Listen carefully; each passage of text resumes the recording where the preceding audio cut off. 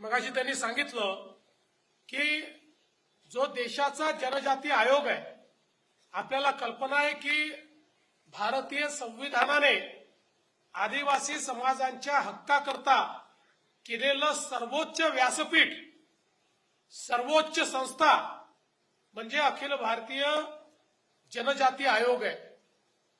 या जनजाती आयोगावर काम करायला मिळणं हे अत्यंत महत्वाचं आहे आणि ती संधी मायाताईंना मिळाली आणि त्याही संधीचं सोनं करत संपूर्ण देशामध्ये मायाताई फिरल्या, महाराष्ट्रामध्ये मायाताई फिरल्या।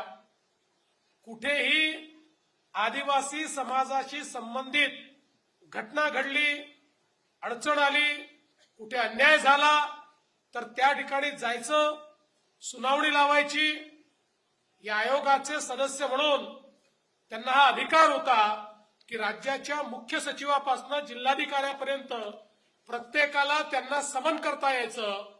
त्यामुळे अशा सगळ्या अधिकाऱ्यांना त्या ठिकाणी बोलवून आयोगासमोर उपस्थित करून अन्यायातनं मार्ग काढणं आणि अन्यायग्रस्तांना न्याय देणं हे कार्य मायाताईंनी अतिशय उत्तम पद्धतीने त्या ठिकाणी केलं।